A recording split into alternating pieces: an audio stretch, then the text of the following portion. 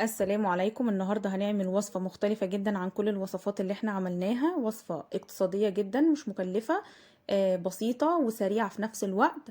كمان تنفع للناس اللي بتعمل دايت، هتنفعهم جدا لان هي خفيفة ما فيهاش اي سعرات خالص، وكمان مشبعة جدا. الوصفة سهلة جدا.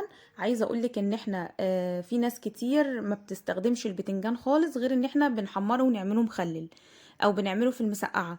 هو ليه وصفات كتيرة جدا، احنا هنعمل النهاردة منه وصفة، وان شاء الله الفترة الجاية هنعمل منه وصفات كتيرة لانه هو مغذي ومفيد جدا.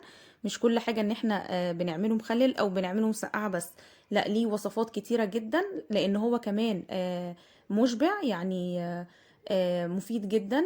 فان شاء الله الفترة الجاية هنعمل منه كذا وصفة. الوصفة كمان مش مكلفة ابدا، وطعمها في نفس الوقت تحفة جدا وخفيفة ومشبعة. فيا رب الوصفة ان شاء الله تعجبكم. بس قبل ما ابدأ الفيديو ما تنسونيش بلايك وشير وسبسكرايب وتفعلي الجرس علشان يوصلك كل جديد. يلا بينا نبدأ وصفتنا ونشوف مقاديرنا مع بعض. انا هنا جبت البتنجان، غسلته كويس جدا وقشرته من الناحيتين من الجنبين زي ما انتوا شفتوا كده، وبعد كده قطعته شرايح رفيعة جدا. آم، هبتدي احطه في طبق زي ما انتوا شفتوا كده، طبق غويط، وحطيت له معلقتين من الملح صغيرين. هبتدي بقى اخلطه بالملح كده كويس، لان انا طبعا عايزاه ينزل كل بقى السوائل. اول ما تحطيه في الملح بينزل شوية سوائل منه كده، وكمان عشان ما يسمرش مننا. فهدهنه كده كويس بالملح زي ما انتوا شايفين كده، لازم يتغلف كله تماما. كمان عايزه اقولك ان الوصفه دي ما فيهاش لحوم خالص، يعني مش هنحط فيها اي لحوم. بعد ما عملته بالملح كده كويس هبتدي احطه في مصفى. بصوا انا بفرده ازاي فوق بعضه، وبحاول احط الملح في كل حته في البتنجان. ببتدي ارصه كده، وطبعا بحط تحتيه بولة او طبق علشان هو هينزل طبعا المية اللي فيه كلها. بس احنا عملنا حركة الملح دي علشان ما يغمقش مننا. بعد كده هسيبه بقى لحد ما اخلص الوصفة ونرجع له تاني. عندنا هنا على النار اي طاسة او اي حاجة هينفع تشوحي فيها. نزلت بمعلقة سمنة كبيرة، بسيبها بقى تسخن شوية. وبعد كده هبتدي انزل ببصلاية كبيرة متقطعة مكعبات. طبعا احنا هنعمل دلوقتي خلطة طعمها حلو قوي، هتدي طعم حلو قوي للبتنجان. هي بصلاية حلوة كده كبيرة ومتقطعة مكعبات. هبتدي اشوح فيها، انا مش عايزة لون البصل يتغير ولا اي حاجة، انا هديله تشويحة بسيطة كده.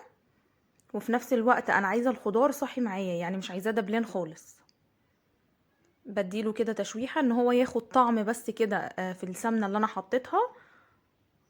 وبعد كده هنزل بفلفلتين كبار برضو، اللي هو الفلفل الاحمر، مقطعاه مكعبات ونزلت بيه على البصل، وهبتدي برضو اديله تشويحة بسيطة كده، مش عايزاه يدبل برضو. عايزة اقولك ان الخلطة دي تحفة جدا، هتدي طعم حلو قوي للبتنجان. دلوقتي هنبهر بقى الخضار اللي معانا. حطيت معلقة صغيرة من الملح، وبعد كده معلقة صغيرة من الكمون، ومعلقة صغيرة مش مليانة فلفل اسود، لو عايزة تحطي فلفل ابيض مفيش مشكلة، ومعلقة صغيرة من البابريكا. هبتدي اقلبهم مع بعض كويس جدا، بيدي طعم حلو قوي للخضار، علشان كمان لما نيجي نحطه مع البتنجان يبقى مديله نكهة حلوة. لان احنا طبعا مش حاطين اي لحوم ولا حاطين اي حاجة، بنبهر الحاجة ونخلي نكهتها حلوة قوي علشان تدينا طعم حلو. نزلت بطماطميتين متقطعين مكعبات. بعد كده هبتدي انزل بربع كوبايه من الميه السخنه بس، لان كل الخضار اللي عندي ده هينزل سوائل تانية، فانا مش محتاجه سوائل كتيره. هوطي بقى النار عليها. بعد كده بصوا بعد ما عدى 5 دقايق كده، نزلت بصوا السوائل بتاعتها كلها. انا مش محتاجه كل السوائل دي، هبتدي اغطيها برضو واوطي بقى عليها النار لمده 10 دقايق.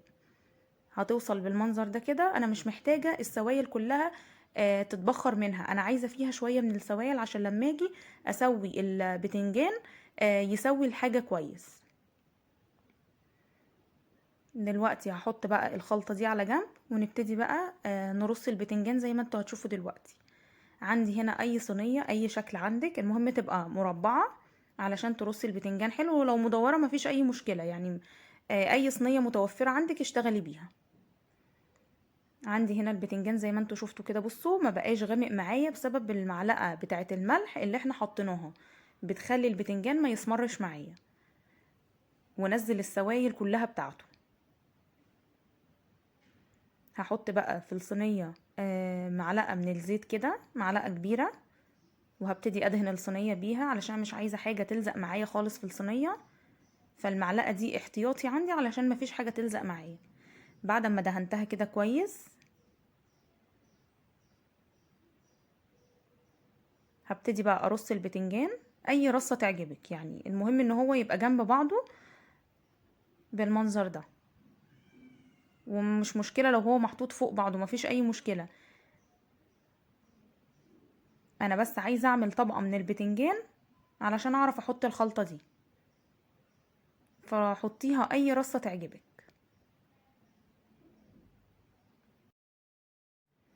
وعايزة اول طبقة احطها تبقى مقفولة كويس، يعني مش عايزة الصينية تبقى باينة خالص، بالمنظر ده كده.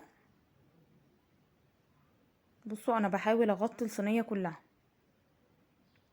طبعا مفيش اسهل من الاكل ده، يعني اكلة سريعة جدا، اقتصادية جدا، وخفيفة في نفس الوقت. هتحسي ان انتي بعد ما اكلتيها مش تقيلة خالص بالنسبة لك. بعد ما حطيت طبقة من البتنجان، هحط بقى شوية من الخلطة اللي احنا عملناها دي. مش هنحط كتير قوي، يعني هنحط حاجة بسيطة بالمنظر ده كده. بوزعهم بقى كويس.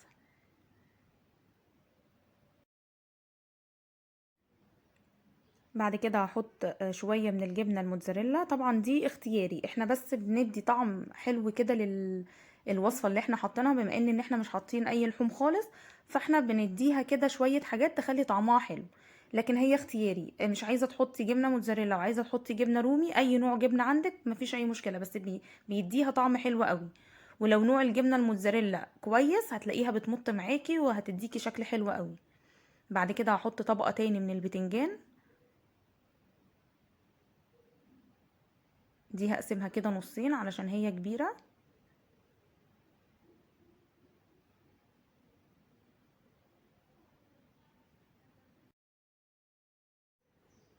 مش شرط عندي البتنجان يبقى مظبوط قوي، يعني اي رصة ممكن ترصيها، المهم ان انا اعمله على شكل طبقات.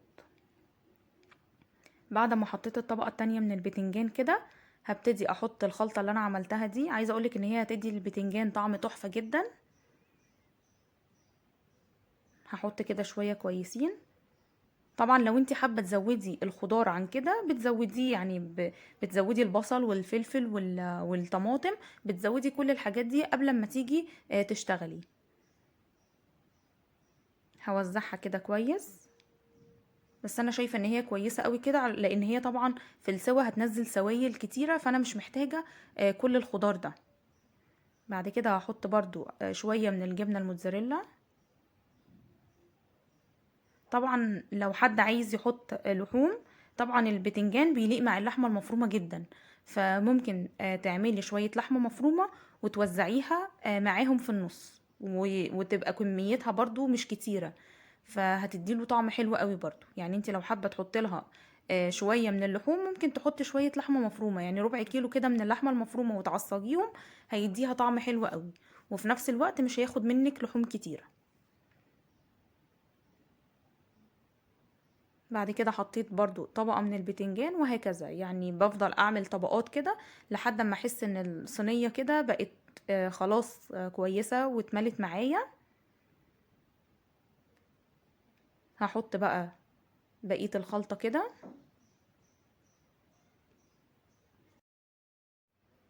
هخلص بقى بقية الكمية كلها، وبعد كده نرجع نشوف هنعمل ايه في الوصفة.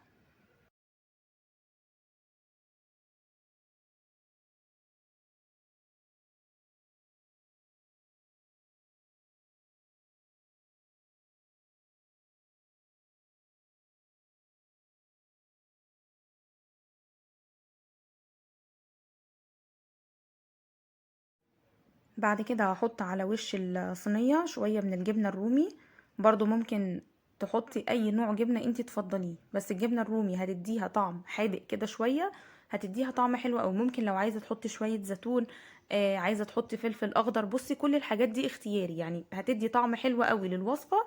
وفي نفس الوقت الحاجة اللي انتي تفضلي تحطيها مش يعني هتخلي الوصفة حلوة جدا.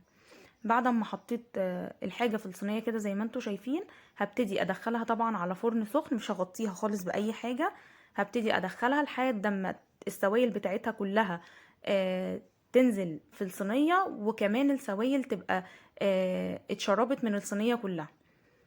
مش هتاخد معايا وقت خالص في الفرن. بعد كده هبتدي اطلعها. بصوا طلعت بالمنظر ده، الجبنة ساحت كده وعلى البتنجان، شكلها حلو جدا. زي ما قلتلك اي حاجة هتحطيها في الوصفة دي هتخلي طعمها حلو قوي. بصوا انا سبتها في الفرن لحد ما شربت السوائل بتاعتها كلها. وبرضو ممكن يعني مش عايزين السوائل كلها ما تبقاش موجودة فيها، لان احنا ممكن ناكلها. دي بتتاكل بعيش بلدي، ممكن تتاكل برز ابيض او رز بالشعرية اللي تفضليه، يعني بتتاكل مع مكرونة برضو. فهي بتتاكل مع حاجات كتيرة جدا. فشوية الصوص اللي نازل منها ده احنا محتاجينه علشان لما نيجي نحطه على رز او نحطه على مكرونة يديله طعم حلو قوي. فمش عايزين السوائل كلها تتشرب من الصينية. بعد كده زي ما انتوا شايفين كده بتتقطع على طول بكل سهولة، يعني من غير سكينة ومن غير اي حاجة. بتبتدي تقطعيها بقى قطع صغيرة كده زي ما انت شفتي، وتتقدم بقى مع رز ابيض، تتقدم مع مكرونة، تتاكل بعيش بس. حلوة جدا وخفيفة، طعمها حلو قوي. ان شاء الله الوصفة تعجبكم. بصوا شكلها تحفة جدا، والجبنة لما ساحت من فوق كده مديها شكل حلو قوي.